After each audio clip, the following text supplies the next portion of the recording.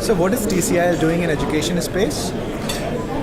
Well, TCIL for the past 6 years now has been into the domain of education, particularly the higher education. We have been the implementing agency for the Government of India for the Pan-African E-Network project, which is actually a project linking about 48 countries in Africa to India, to Indian universities, including Delhi University, Madras University, BITS Pilani, Amity, IGNOU, and about 10,000 students are undergoing online education on this particular network from Africa in disciplines like even post-graduation in marketing, business development, and other aspects. Besides this, we are also into the space of medical education in the sense that all the leading hospitals of India, 12 of them, including All India Institute of Medical Sciences, they impart continuous medical education to 48 countries in Africa online, 72 sessions in a month, 6 from each of these, and some of them in French also to take care of the half the continent. As you are aware, Africa is French, so to take care of that also it's in French. And what are the hospitals and the institutes with whom you have the tie-ups?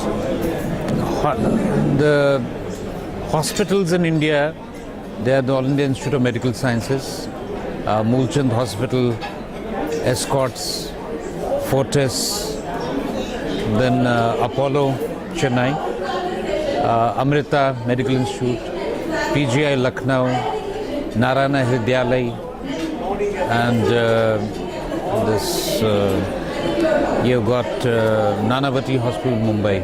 So some of these are the hospitals. And how this whole system works? I mean, how do they coordinate with the hospital abroad, and how the people living abroad get the medical facility from India? Actually, we have a data center. That's the hub of the whole thing. That's in TCIL Bhavan in Delhi.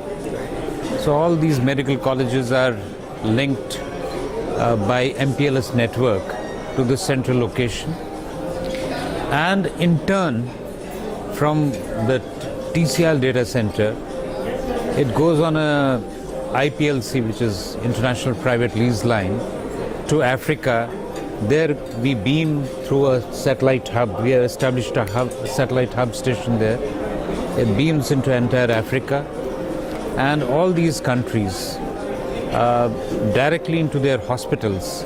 You have this particular beaming, and it's a two-way communication where even the doctors can ask questions from Africa, and doctors here answer them, and also they discuss about their patients. Electronically, data about the patients, they are transmitted to Africa, from Africa to India, and the doctors here can see on their screens the whole patient history, and then they can advise the doctors at the other end what exactly the line of action for treatment of the patient is going to be. So these services are only limited to the third world countries, or?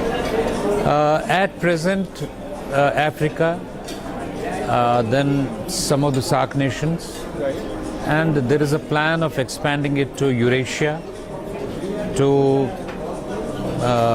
CARICOM countries, those West Indies, etc. PSIDS nations, Pacific Small Island Developing Nations, and also CLMV countries. They are Cambodia, Laos, Vietnam, and Myanmar. These are some of the nations. What is the role of video conferencing in this kind of services? Video conferencing is just a subset of it, but the basic communication happens through tele-education, telemedicine software.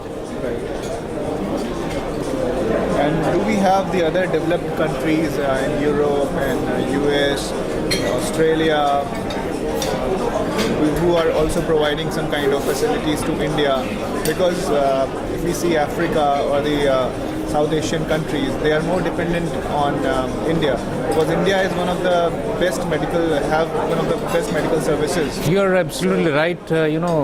One important factor,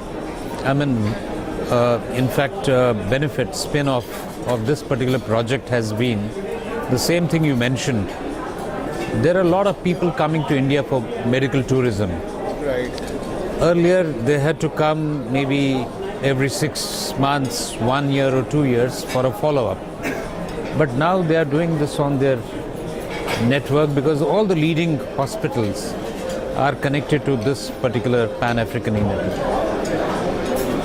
And do we have some kind of projects running in J&K, TCIL, any kind of projects in J&K? J&K, we have a project called Project Management Education. The Department of IT, Jammu and Kashmir, they are getting all their officers at senior level, the commissioners and deputy commissioners, trained in the art of project management, because it's basically this particular function which is lacking in the entire country.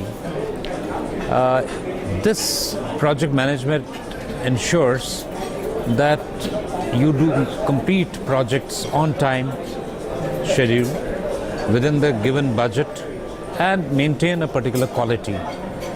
So the government of J&K has taken this initiative, and we are training their people in this project management. At present, this is the project we have. We also had some tele-education, telemedicine thing happening with some of the hospitals in J&K, but that was long time back. Sher-e-Kashmir Institute, we were doing some project with them. So this project management program, will it be generating any kind of employment in J&K? It's actually supposed to manage the projects well. Right. So obviously every project, if it's successful, it will definitely sort of help in multiplying the skilled manpower. Yeah. And do TCIL have any kind of projects for environment, green projects? Yeah, we have tied up with some organizations who are into e-waste management, because we feel that this is a big challenge going to face the nation, and that's the reason that we have tied up, and we are going to undertake e-waste management projects for India in the government sector along with our partner, and in also Africa and other developing nations with them. That's one part. And second, we are also into green energy. We are finding ways and means of switching over the telecom industry to green energy. That's another aspect. We are working towards greener planet. So how do you analyze this whole program, World Education Summit?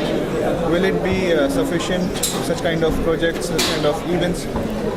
Will they provide some kind of assistance to the education sector in India? Will it help in building the platform?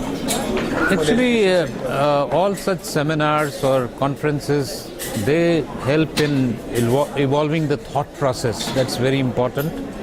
And when all people with their ideas come together, new things do happen. So I'm sure this is going to be of much relevance to education sector in India. Thank you so much, sir. Thank you very much.